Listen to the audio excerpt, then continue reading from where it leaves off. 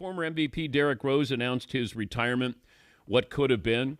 He was sort of Ja Morant before Ja Morant. He was extremely athletic, came out of Memphis, and he was an immediate hit there.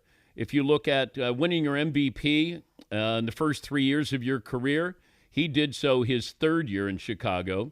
Bob McAdoo did that in his third year in Buffalo. Dave Cowens did that as well. I mean, we've had a lot of players who have ended up winning their MVP in the first 3 years or so. Kareem won it his second. Wes Unseld his first. Wilt his first. Bill Russell was second. Bob Pettit his second. But Derrick Rose was in his third year. Then he got injured and was really never the same. And it's almost as if he had played 6 years instead of 12 years.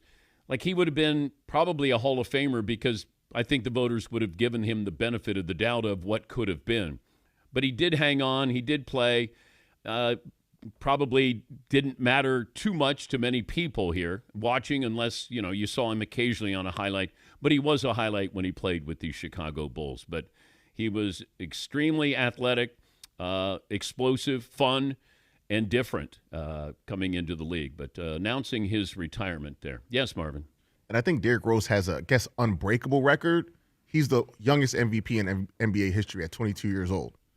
I don't think anybody will win the MVP at 22. Maybe Victor, but he's got to put up unbelievable numbers. And the Spurs have to be much better than what they are right now.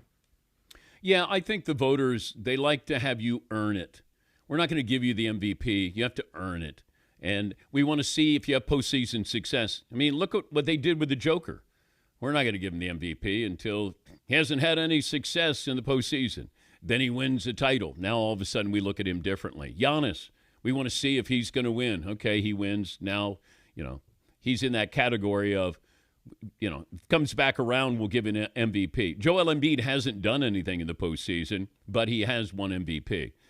It takes a lot. If you're coming in, you better be unique. And Wembanyama has that opportunity to be unique and maybe win one before he's 21 years of age. Yes, Paul. Hall of Fame voters sometimes give you a hall pass if you have a terrible injury because you were on your way to the Hall of Fame. We mentioned Gale Sayers the other day.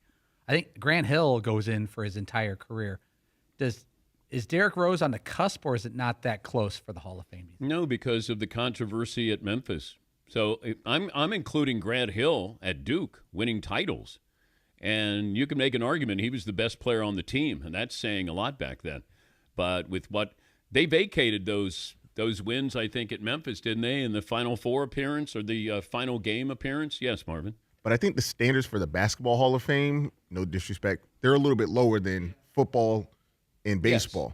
Yes. So every single person that's won the MVP award in the NBA, they're in the Hall that's eligible. So I think the MVP award gets him in. Like if Penny Hardaway won an MVP award, he'd be in. Okay. So. Well, I think the Memphis thing hurts him. Okay. I do. But Cal's in the Hall. Well, I think what he did at Kentucky and what he did at UMass, I mean, I'm going to guess that he did more things maybe at more places than Derrick Rose did. Are you saying Cal shouldn't be in the Hall of Fame? Oh, no. He got UMass to the Final Four. You ever been to Amherst? Yes. Yes. I went to Midnight Madness. I was working at the mothership. Went to Midnight Madness there with Coach Cal, and so I was there. Cal had Amherst rocking for a while. Yeah, he did. Yes, he did. Amherst be rocking. Don't That's bother right. knocking.